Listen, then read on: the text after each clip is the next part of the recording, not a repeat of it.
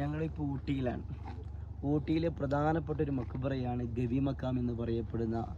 ഊട്ടിയിൽ നിന്ന് ഗോത്തഗിരി റോഡിലേക്ക് പ്രവേശിച്ചു കഴിഞ്ഞാൽ ഒരു ടീ ഫാക്ടറി ഉണ്ട്, അറിയപ്പെട്ട ടീ ഫാക്ടറിയാണ്. ആ ടീ ഫാക്ടറിയിൽ നിന്ന് 1 കിലോമീറ്റർ വന്നു കഴിഞ്ഞാൽ എത്തുന്ന ഒരു മക്കാമാണ് ഗവി മക്കാം. ഇവിടെയുള്ള മഹാനെക്കുറിച്ച് നമുക്ക് പറയേണ്ടതുണ്ട്. അതിന് പുറമെ നമ്മൾ ഊട്ടിയിലേക്ക് പലപ്പോഴും ഇങ്ങോട്ട് വരാറുണ്ട്, ഒരുപാട് സ്ഥലങ്ങൾ സന്ദർശിക്കും, കാണേണ്ട സ്ഥലങ്ങളൊക്കെ. എന്നാൽ നമ്മളൊക്കെ സന്ദർശിക്കണം, അത് സന്ദർശിക്കേണ്ട എന്നല്ല, അതിന് പുറമെ നമ്മളൊക്കെ മഹാന്മാരെ ബഹുമാനിക്കാറുണ്ട്. അതിൽപ്പെട്ട വലിയൊരു മഹാനാണ്. ഈ മഹാൻ്റെ ചരിത്രങ്ങളൊക്കെ ഇവിടെയുള്ള ആളുകൾക്കൊക്കെ സുപരിചിതമാണ്. മഹാന് ഇബാദത്തിലേർപ്പെട്ട ചെറിയ ഗുഹ ഉണ്ട്. ആ ഗുഹ അതിൻ്റെ ചുവട്ടിലുണ്ട്, ഈ മക്കാമിൻ്റെ താഴ്ഭാഗത്ത്. അവിടേക്ക് ചരിത്രങ്ങൾ പറയുന്നത് അവിടേക്ക് എന്നും വൈകുന്നേര സമയമായി കഴിഞ്ഞാൽ അന്ന് ഇവിടെയൊക്കെ കാടായിരുന്നു. വർഷങ്ങൾക്ക് മുമ്പ് ഞാൻ ഇങ്ങോട്ട് വരുമ്പോഴൊക്കെ കാട് പ്രദേശമായിരുന്നു. ഒരു കരടി വന്നുകൊണ്ട് ആ ഗുഹ വാലുകൊണ്ട് വൃത്തിയാക്കുമായിരുന്നു. ആ ഒരു ഗുഹ ഇൻഷാ അല്ലാഹ് നമുക്കൊക്കെ കാണണം, ആ മഹാനെക്കുറിച്ച് പറയണം, ആ മഹാൻ്റെ മക്ബറൊക്കെ നമുക്ക് കാണേണ്ടതുണ്ട്. ഇൻഷാ അല്ലാഹ് നമുക്ക് മക്കാമിലേക്കൊന്ന് പോയി നോക്കാം. ഇതൊക്കെ ഇവിടെ കാണുന്ന ഖബർസ്ഥാനുകളാണ്. ഇവിടെ രാത്രി സമയമായി കഴിഞ്ഞാൽ, ഏകദേശം വൈകുന്നേര സമയമായി കഴിഞ്ഞാൽ ഇവിടേക്ക് കാട്ടുപോത്തുകൾ വരും. കഴിഞ്ഞ പ്രാവശ്യം ഞങ്ങൾ വന്നപ്പോൾ ഇവിടെ നിറച്ച് കാട്ടുപോത്തുകളായിരുന്നു. മഗ്‌രിബിന് ശേഷം ഇങ്ങോട്ട് പെർമിഷൻ ഇല്ല.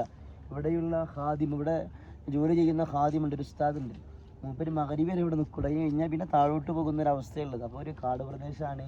ഇതിനേക്കാൾ കാടുണ്ടായിരുന്നു. ഇവിടെ എല്ലാ വർഷവും ഉറൂസും കാര്യങ്ങളൊക്കെ നടക്കാറുണ്ട്. അതുപോലെ തന്നെ ഈ മഹാൻ്റെ അരികിലേക്ക് വന്നു കഴിഞ്ഞ് ദുആ ചെയ്ത് കഴിഞ്ഞാൽ അത് എന്താണെങ്കിലും അത് സാധിക്കുമെന്ന് ഉറപ്പാണ്. ഒരുപാട് ആളുകൾക്ക് തെളിവാണ്.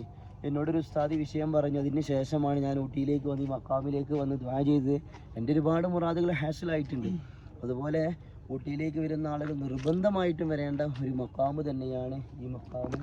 ഉള്ളിലേക്ക് പ്രവേശിച്ച് അതിൻ്റെ പുറത്ത് ഈ മക്കാമെടുത്ത ആളുടെ ഖബറുകളും അദ്ദേഹത്തിൻ്റെ നാമങ്ങളൊക്കെ രേഖപ്പെടുത്തിയിട്ടുണ്ട്. ഇവിടെ വന്നു കഴിഞ്ഞാൽ നിസ്കരിക്കാനും ബാത്റൂം സൗകര്യം ഒക്കെ ഉണ്ട്. അപ്പോൾ ആ വിഷയങ്ങളൊന്നും ആരും ചെയ്യണ്ട, പേടിക്കേണ്ട ആവശ്യമില്ല ഇൻഷാ അല്ലാഹ്.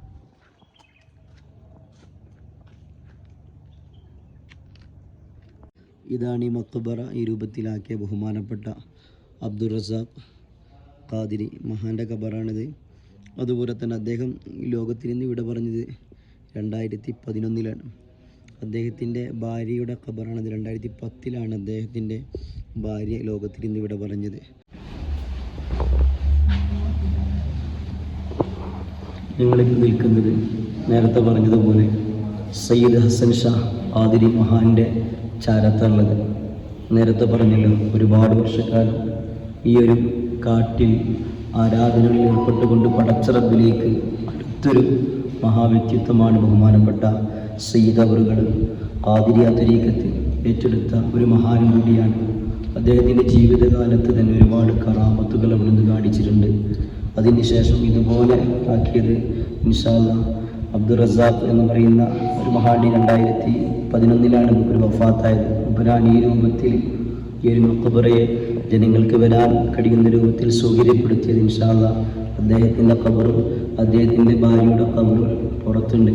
ഏതാണെങ്കിലും പ്രശ്നങ്ങളും പ്രയാസങ്ങളുള്ള ആളുകളൊക്കെ ഇങ്ങോട്ട് വന്ന് ഈ മഹാനെ മുൻനിർത്തിക്കൊണ്ട് പടച്ച റബ്ബിനോട് പറയുമ്പോൾ അതിൽ വലിയ ഫലം കാണുന്നുണ്ട്. ഞങ്ങൾക്കൊക്കെ അനുഭവമാണ്. അപ്പോൾ ഇത്രയും കിലോമീറ്ററുകൾ വന്നു കഴിഞ്ഞാൽ ആ മുറാദുകൾ ഹാസിലാകും എന്ന് വിചാരിച്ചുകൊണ്ട് തന്നെയാണ് ഒരുപാട് ആളുകൾ കിലോമീറ്ററുകൾ താണ്ടിക്കൊണ്ട് ഈ മഹാനെ സിയാറത്ത് ചെയ്യാൻ ഈ ഹദറത്തിലേക്ക് വരാറുള്ളത്. അല്ലാഹു സുബ്ഹാനഹു വ തആല ഈ മഹാൻ്റെ കുരുത്തവും നൽകപ്പെടുന്ന മുഅ്മിനീങ്ങളിൽ നമ്മെ ഉൾപ്പെടുത്തി അനുഗ്രഹിക്കുമാറാകട്ടെ.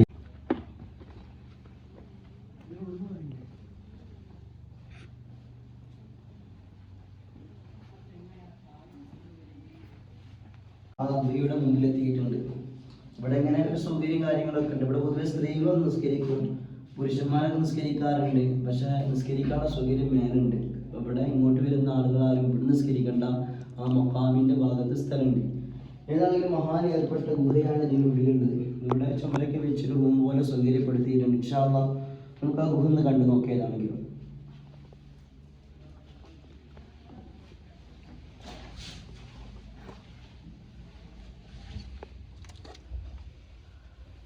ഇതാണ് മഹാനവറുകൾ ആരാധനയിൽ ഏർപ്പെട്ടിരുന്ന ഗുഹ.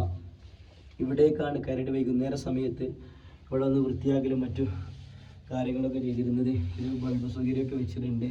ഇവിടെ വരുന്നവർക്ക് മഗ്‌രിബിൻ്റെ മുമ്പ് വരികയാണെങ്കിൽ ഇതൊക്കെ കാണാനുള്ള സൗകര്യവും കാര്യങ്ങളൊക്കെ ഉണ്ട്. ഇൻഷാ അല്ലാഹ് നിസ്കരിക്കാനുള്ള സൗകര്യം മുസ്ലിം കാര്യങ്ങളൊക്കെ ഇവിടെ ഉണ്ട്. ഇവിടെ വൃത്തിയൊക്കെ കുറവാണ്. നിസ്കരിക്കൽ മേലെന്നാക്കിയാൽ മതി. മഹാനവറുകളെ നമ്മൾ പരിചയപ്പെട്ടു, മഹാൻ്റെ ചരിത്രങ്ങളൊക്കെ പറഞ്ഞു, സിയാറത്തൊക്കെ കഴിഞ്ഞ് ഞങ്ങൾ ഇങ്ങോട്ട് വന്നിരിക്കുകയാണ്. ഏതാണെങ്കിലും ഇവിടേക്ക് വരുന്ന ആളുകൾ ഈ ചരിത്ര പ്രസിദ്ധമായ ഈ മക്കാമിലേക്ക് വരണമെന്നും ഈ ഗുഹയൊക്കെ ഒന്ന് കണ്ട് മഹാനുമായി ബന്ധപ്പെട്ട അവിടുന്ന് വിഭാഗത്തിൽ ഏർപ്പെട്ട ഗുഹയാണല്ലോ, അതിൻ്റേതായ പവിത്രത അതിനുണ്ടാകും. അപ്പോൾ ഇവിടേക്ക് വന്നതൊക്കെ സന്ദർശിക്കുക. പണ്ടത്തെ കാലത്തുള്ള ആളുകളൊക്കെ ആരാധനകൾ ഏർപ്പെടാൻ വേണ്ടി ഇതുപോലെ വനത്തിലും മറ്റു സ്ഥലങ്ങളിലും ആളൊഴിഞ്ഞ സ്ഥലങ്ങളിലൊക്കെ ആയിരുന്നു ഏർപ്പെട്ടിരുന്നത്, പടച്ചിറപ്പിലേക്ക് അടുക്കാൻ വേണ്ടിയൊക്കെ. അള്ളാഹു സുബ്ഹാനഹു വ തആല അവരുടെ ബർക്കത്തുകൊണ്ടൊക്കെ നമ്മുടെ സിയാറത്തും മുറാദുകളൊക്കെ ഹാസിലാക്കി തരട്ടെ എന്ന് ആത്മാർത്ഥമായി ദുആ ചെയ്യുന്നു. ഇൻഷാ അല്ലാഹ് മറ്റൊരു വീഡിയോയുമായി വീണ്ടും കാണാം. അസ്സലാമു അലൈക്കും വറഹ്മത്തുള്ളാഹി വബറകാതുഹു.